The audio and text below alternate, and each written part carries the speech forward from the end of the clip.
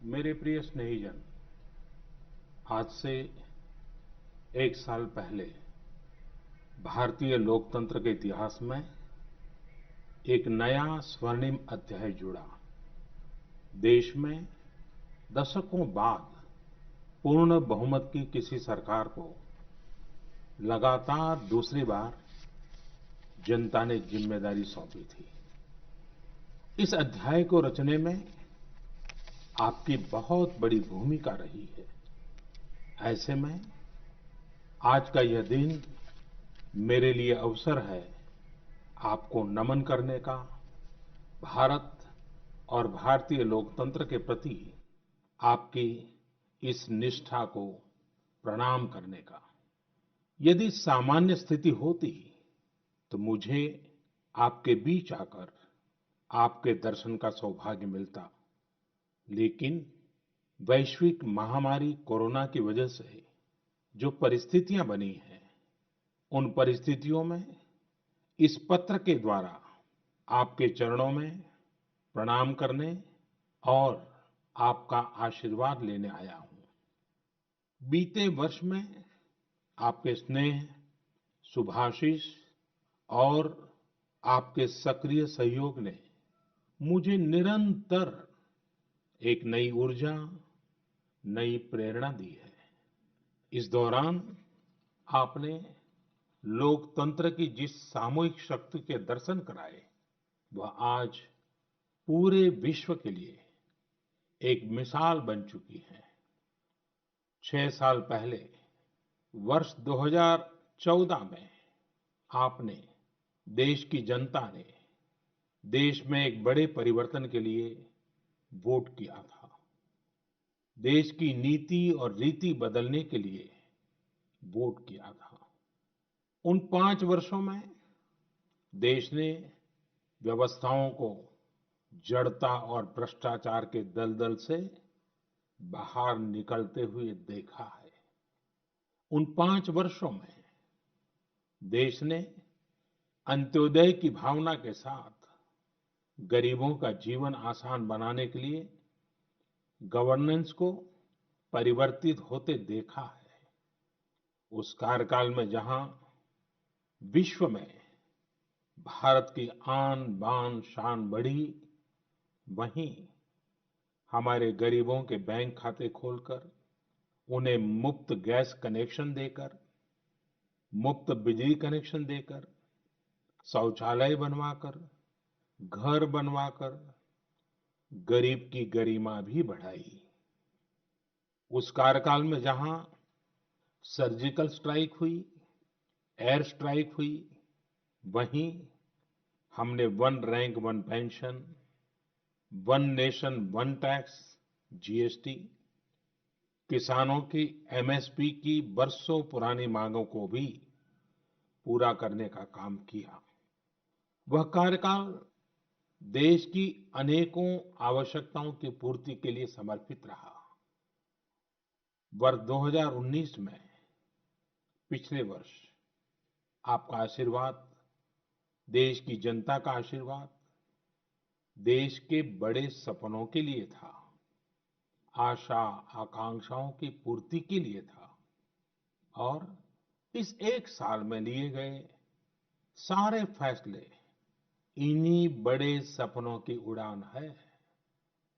आज जन जन से जुड़ी जन मन की जनशक्ति राष्ट्र शक्ति की चेतना को प्रज्वलित कर रही है। गत एक वर्ष में देश ने सतत नए स्वप्न देखे, नए संकल्प लिए और इन संकल्पों को सिद्ध करने के लिए निरंतर निर्णय लेकर कदम भी बढ़ाए। भारत की इस ऐतिहासिक यात्रा में देश के हर कोने से, हर समाज, हर वर्ग और हर व्यक्ति ने बखूबी अपना दायित्व निभाया है। सबका साथ, सबका विकास, सबका विश्वास, इस मंत्र को लेकर आज देश, सामाजिक हो या आर्थिक, वैश्विक हो या आंतरिक, हर दिशा में आगे बढ़ रहा है।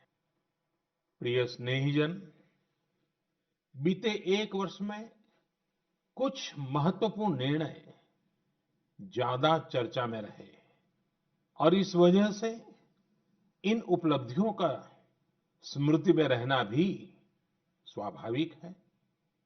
राष्ट्रीय एकता अखंडता के लिए आर्टिकल 370 की बात हो, सदियों पुराने संघर्ष के सुखद परिणाम राम मंदिर निर्माण की बात हो, आधुनिक समाज व्यवस्था में रुकावट बना ट्रिपल तलाक हो या फिर भारत की करुणा का प्रतीक नागरिकता संशोधन कानून हो, ये सारी उपलब्धियां आप सभी को स्मरण है।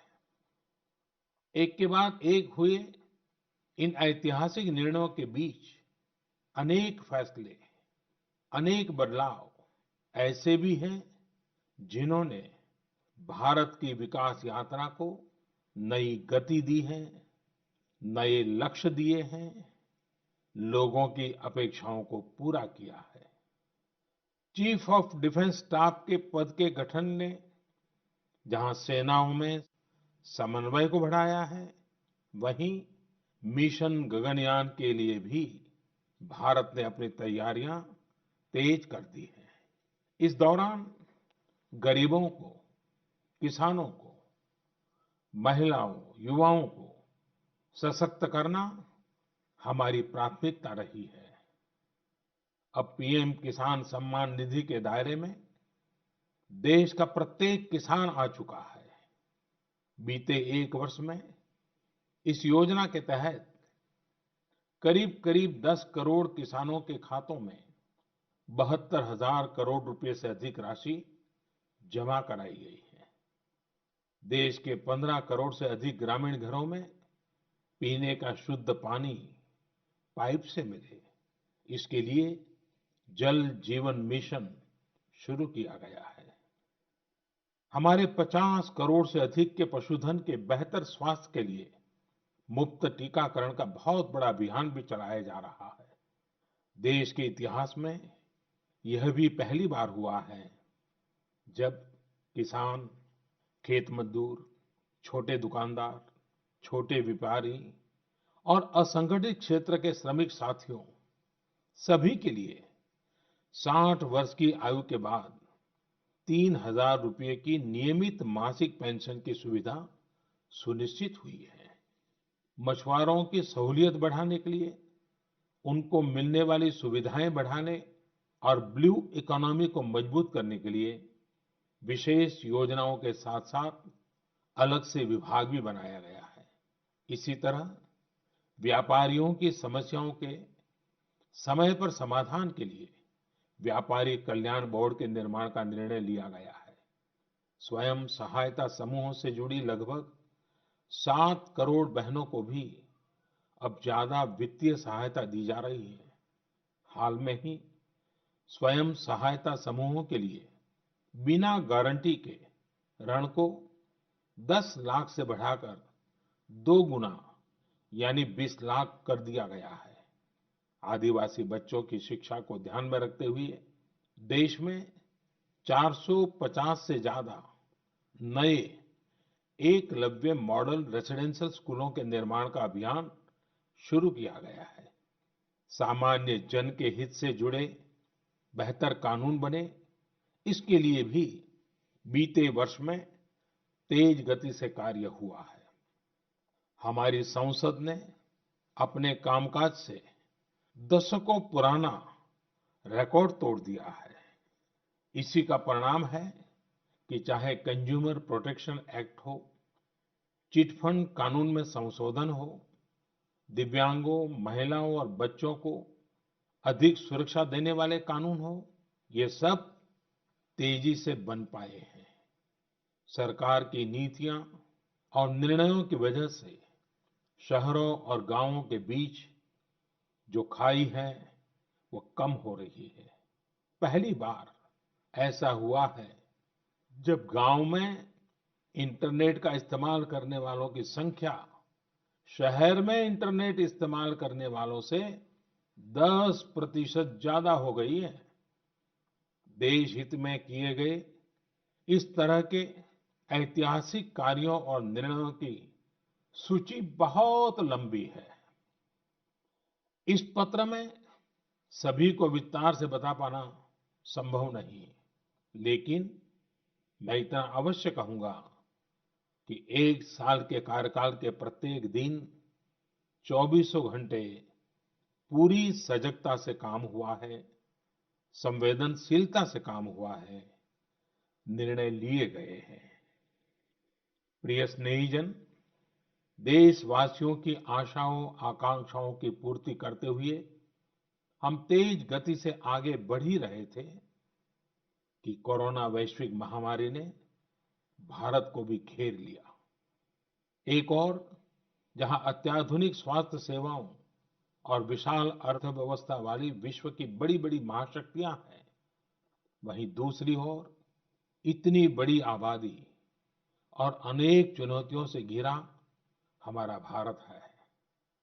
कई लोगों ने आशंका जताई थी कि जब कोरोना भारत पर हमला करेगा तो भारत पूरी दुनिया के लिए संकट बन जाएगा। लेकिन आज सभी देशवासियों ने भारत को देखने का नजरिया बदलकर रख दिया है। आपने ये सिद्ध करके दिखाया है कि विश्व के सामर्थ्यवान और संपन्न देशों की तुलना में भी भारतवासियों का सामूहिक सामर्थ्य और क्षमता अभूतपूर्व है। ताली थाली बजाने और दिया जलाने से लेकर भारत की सेनाओं द्वारा कोरोना वॉरियर्स का सम्मान हो, जनता कर्फ्यू या देशव्यापी लॉकडाउन के दौरान नियमों का निष्ठा से पालन हो, हर अवसर पर आपने ये दिखाया है कि एक भारत ही श्रेष्ठ भारत की गारंटी है। निश्चित तौर पर इतने बड़े संकट में कोई ये दावा नहीं कर सकता कि किसी को कोई तकलीफ और असुविधा न हुई हो। हमारे श्रमिक साथी, प्रवासी मजदूर भाई बहन, छोटे छोटे उद्योगों में काम करने वाले कारीगर, पटरी पर सामान बेचने वाले, रेहड़ी ठेला लगाने वाले, हमारे दुकानदार भाई बहन, लघु उद्यमी, ऐसे साथियों ने असीमित कष्ट सहा है। इनकी परेशानियां दूर करने के लिए सभी मिलकर प्रयास कर रहे हैं। लेकिन हमें ये भी ध्यान रखना है कि जीवन में हो रही असुविधा जीवन पर आफत में न बदल जाए। इसके लिए प्रत्येक भारतीय के लिए प्रत्येक दिशा निर्देश का पालन करना बहुत आवश्यक है। जैसे अभी तक हमने धैर्य और जीवटता को बनाए रखा है, वैसे ही उसे आगे भी बनाए रखना है। एक बड़ा कारण है कि भारत आज अन्य देशों की तुलना में ज्यादा संभली हुई स्थिति में है। ये लड़ाई लंबी है, लेकिन हम विजय पथ पर चल पड़े हैं और विजयी होना हम सबका सामूहिक संकल्प है। अभी पश्चिम बंगाल और ओडिशा में आए अम्फान चक्रवात के दौरान जिस हौसले के साथ वहां के लोगों ने स्थितियों का मुकाबला किया, चक्रवात से होने वाले नुकसान को कम किया, वह भी हम सभी के लिए एक बड़ी प्रेरणा है। प्रिय स्नेहीजन, इन परिस्थितियों में आज यह चर्चा भी बहुत व्यापक है कि भारत समेत तमाम देशों की अर्थव्यवस्थाएं कैसे उभरेंगी। लेकिन दूसरी ओर ये विश्वास भी है कि जैसे भारत ने अपनी एकजुटता से कोरोना के खिलाफ लड़ाई में पूरी दुनिया को अचंभित किया है, वैसे ही आर्थिक क्षेत्र में भी हम नई मिसाल कायम करेंगे। 130 करोड़ भारतीय अपने सामर्थ्य से आर्थिक क्षेत्र में भी विश्व को चकित ही नहीं बल्कि प्रेरित भी कर सकते हैं।